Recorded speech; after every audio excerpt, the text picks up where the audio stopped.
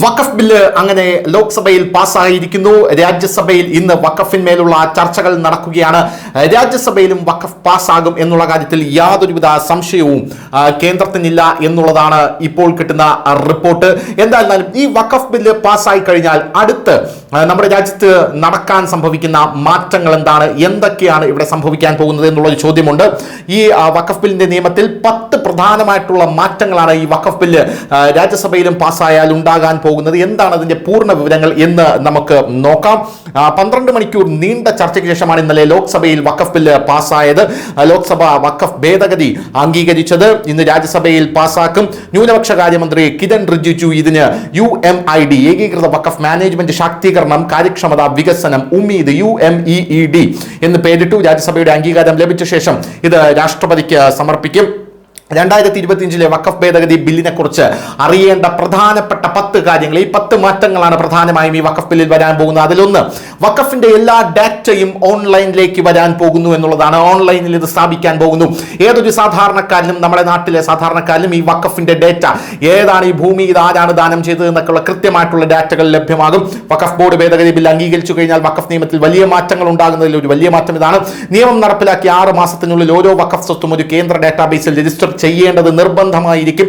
വഖഫിൽ നൽകിയിരിക്കുന്ന ഭൂമിയുടെ പൂർണ്ണ വിവരങ്ങൾ 6 മാസത്തിനുള്ളിൽ ഓൺലൈൻ പോർട്ടലിൽ അപ്ലോഡ് ചെയ്യേണ്ടി വരും എന്നുള്ളതാണ് ആദ്യത്തെ ഒരു സുപ്രധാനമായിട്ടുള്ള മാറ്റം. രണ്ടാമത്, ഭൂമിയെ സംബന്ധിച്ചുള്ള ഡാറ്റാബേസ് ആണ്. വഖഫിന് ദാനം ചെയ്യുന്ന ഓരോ ഭൂമിയുടെയും ഒരു ഓൺലൈൻ ഡാറ്റാബേസ് ഉണ്ടായിരിക്കും എന്നുള്ളതാണ്. കൂടാതെ വഖഫ് ബോർഡിന് ഈ സ്വത്തുക്കളെ കുറിച്ചുള്ള ഒരു വിവരവും മറച്ചു വെക്കാൻ കഴിയില്ല എന്നുള്ളതാണ്. ഇത് ഏതൊരു സാധാരണക്കാരനും, നമ്മുടെ രാജ്യത്തെ സാധാരണക്കാരനും ഇത് മനസ്സിലാക്കാൻ സാധിക്കും എന്നുള്ളതാണ് ഇതിൽ പ്രധാനപ്പെട്ട മറ്റൊരു നീക്കം എന്ന് പറയുന്നത്. ആരാണ് ഈ ഭൂമി ദാനം ചെയ്തത്, എന്തിനാണ് ഇത് ദാനം ചെയ്തത് എന്നുള്ളവയെ കുറിച്ചുള്ള, അവർ ആ ഭൂമി എവിടെ നിന്ന് ലഭിച്ചു, വഖഫ് ബോർഡിന് അതിൽ നിന്ന് എത്ര വരുമാനം ലഭിച്ചു, ആ സ്വത്ത് പരിപാലിക്കുന്ന മുത്തവല്ലിക്ക് എത്ര ശമ്പളം ലഭിച്ചു തുടങ്ങിയ വിവരങ്ങൾ ഓൺലൈൻ പോർട്ടലിൽ ലഭ്യമാകും. ഇത് വഖഫ് സ്വത്തുകളിൽ സുതാര്യത കൊണ്ടുവരാനും വഖഫിനുണ്ടാകുന്ന നാശനഷ്ടങ്ങൾ കുറയ്ക്കാനും സഹായിക്കും എന്നുള്ളതാണ് ഈ ബില്ലിന്റെ ഏറ്റവും വലിയ പ്രത്യേകത. മൂന്നാമതായി, അമുസ്ലിങ്ങളുടെ ഉൾപ്പെടുത്തേണ്ട അത്യാവശ്യകതയാണ്.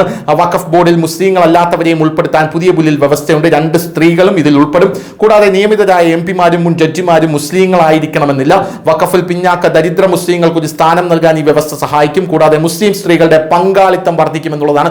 ഇതൊരു ചരിത്രപരമായിട്ടുള്ള തീരുമാനമാണ്. കാരണം മുസ്ലിം സ്ത്രീകൾക്ക് നരേന്ദ്രമോദി സർക്കാർ വന്നു കഴിഞ്ഞ ശേഷം ഉയർച്ച മാത്രമേ ഉണ്ടായിട്ടുള്ളൂ. മുത്തലാഖ് ആയിക്കൊള്ളട്ടെ. ഇപ്പോൾ വഖഫിന്റെ ആ ഒരു ഇതിൽ പോലും മുസ്ലിം സ്ത്രീകൾ 2 പേർ, മുസ്ലിം സ്ത്രീകളുടെ പ്രാതിനിധ്യം ഉണ്ടായിരിക്കണം എന്നുള്ളത് ഒരു ചരിത്രപരമായിട്ടുള്ള തീരുമാനമാണ്. സ്ത്രീ ശാക്തീകരണവും സ്ത്രീകളുടെ ഉന്നമനത്തിന് വേണ്ടി കോരം വാദിക്കുന്ന, വനിതാ മതിലുകൾ പണിയുന്ന, നവോത്ഥാന കെട്ടിടങ്ങൾ പണിയുന്ന നമ്മുടെ നാട്ടിൽ ഈ ബില്ലിനെ എതിർക്കുന്നതിൽ പ്രധാനപ്പെട്ട ഒരു കാര്യം, അതിൽ സ്ത്രീകൾക്ക് പങ്കാളിത്തം ഉണ്ടാകേണ്ടതില്ല എന്ന് പറഞ്ഞുകൊണ്ടാണ് എന്ന് നമ്മൾ എടുത്തു പറയേണ്ട ഒരു സംഭവമാണ്. നാലാമത്, തർക്കങ്ങൾ പരിഹരിക്കാനുള്ള അധികാരം ഇനി മുതൽ ഉദ്യോഗസ്ഥനിലായിരിക്കും. തർക്കങ്ങൾ ഇനി പരിഹരിക്കാൻ നിങ്ങൾ ഒരു മതപുരോഹിതന്റെ അടുത്തും ചെന്ന് നിൽക്കേണ്ട ആവശ്യമില്ല. ഇനി കൃത്യമായി നമ്മുടെ നാട്ടിലുള്ള നിയമങ്ങൾ പ്രകാരം ഉദ്യോഗസ്ഥന്മാർ കൃത്യമായി നിങ്ങളുടെ തർക്കങ്ങൾ പരിഹരിച്ചു തരും എന്നുള്ളതാണ്. അതിന്റെ അവകാശം ഉദ്യോഗസ്ഥനായിരിക്കും. അഞ്ചാമതായി, സിവിൽ കോടതിയിലോ ഹൈക്കോടതിയിലോ നിങ്ങൾക്ക് അപ്പീൽ നൽകാമെന്നുള്ളതാണ്. വഖഫിന് വഖഫ് ട്രൈബ്യൂണലിന്റെ മുമ്പിൽ നിങ്ങൾ ചെന്നിക്കേണ്ട ആവശ്യമില്ല. നിങ്ങൾക്ക് ഇനി നിങ്ങളുടെ ഭൂമി വഖഫ് ക്ലെയിം ചെയ്താൽ കൃത്യമായ രേഖകളുമായി നിങ്ങൾക്ക് സിവിൽ കോടതിയെ നിങ്ങൾക്ക് സമീപിക്കാവുന്നതാണ്, അല്ലെങ്കിൽ ഹൈക്കോടതിയിലേക്ക് പോകാവുന്നതാണ്. നമ്മുടെ നാട്ടിലെ കൃത്യമായിട്ടുള്ള ജുഡീഷ്യറിയെ സമീപിക്കാവുന്നതാണ് എന്നുള്ളതാണ് അഞ്ചാമത്തെ പ്രധാനപ്പെട്ട മാറ്റം. ആറാമതായി, വഖഫ് അക്കൗണ്ടുകൾ ഓഡിറ്റ് ചെയ്യാൻ സർക്കാരിന് അധികാരമുണ്ട് എന്നുള്ളതാണ്. വഖഫ് അക്കൗണ്ടുകൾ ഓഡിറ്റ് ചെയ്യാൻ കേന്ദ്ര സംസ്ഥാന സർക്കാരുകൾക്ക് അധികാരമുണ്ടായിരിക്കും. ഇത് ഏതെങ്കിലും തരത്തിലുള്ള അഴിമതി അതിൽ തടയും എന്നുള്ളത് കൊണ്ടാണ്. 100 കണക്കിന് വർഷങ്ങൾക്ക് മുമ്പ് ഒരു ഭൂമി ഏതെങ്കിലും മതപരമായിട്ടുള്ള ആവശ്യത്തിനായി ഉപയോഗിച്ചിരുന്നുവെങ്കിൽ ആ ഭൂമി തങ്ങളുടേതാണ് വഖഫ് ബോർഡിന് പറയാനും സർക്കാരിന് ഒരു വിവരവും നൽകാനും വഖഫ് ബോർഡിന് വിസമ്മതിക്കാൻ കഴിയില്ല. വഖഫ് അക്കൗണ്ടുകൾ ഓഡിറ്റ് ചെയ്യാനും കേന്ദ്ര സംസ്ഥാന സർക്കാരുകൾക്ക് അധികാരമുണ്ടായിരിക്കും. ഇത് ഏതെങ്കിലും തരത്തിലുള്ള അഴിമതികൾ തടയും. 100 കണക്കിന് വർഷങ്ങൾക്ക് മുമ്പ് ഒരു ഭൂമി ഏതെങ്കിലും മതപരമായ ആവശ്യത്തിനായി ഉപയോഗിച്ചിരുന്നുവെങ്കിൽ ആ ഭൂമി തങ്ങളുടേതാണെന്ന് വഖഫ് ബോർഡിന് പറയാനും സർക്കാരിന് ഒരു വിവരവും നൽകാൻ വിസമ്മതിക്കാനും കഴിയില്ല എന്നുള്ളതാണ് ഇതിൽ പ്രധാനപ്പെട്ട ഒരു കാര്യം എന്ന് പറയുന്നത്. ഏഴാമതായി, സ്ത്രീകൾക്കും വഖഫ് ഭൂമിയുടെ അവകാശികളാകാമെന്നുള്ളതാണ്. ഇതൊരു വലിയ ചരിത്രപരമായിട്ടുള്ള തീരുമാനം തന്നെയാണ്. സ്വന്തം പേരിൽ രജിസ്റ്റർ ചെയ്ത ഭൂമി മാത്രമേ ഏതൊരു വ്യക്തിക്കും ദാനം ചെയ്യാൻ കഴിയൂ. മറ്റൊരാളുടെ പേരിൽ രജിസ്റ്റർ ചെയ്ത ഭൂമി ദാനം ചെയ്തിട്ടുണ്ടെങ്കിൽ വഖഫിന് സ്വത്തുക്കൾ അവകാശപ്പെടാൻ കഴിയില്ല എന്നുള്ളതാണ്.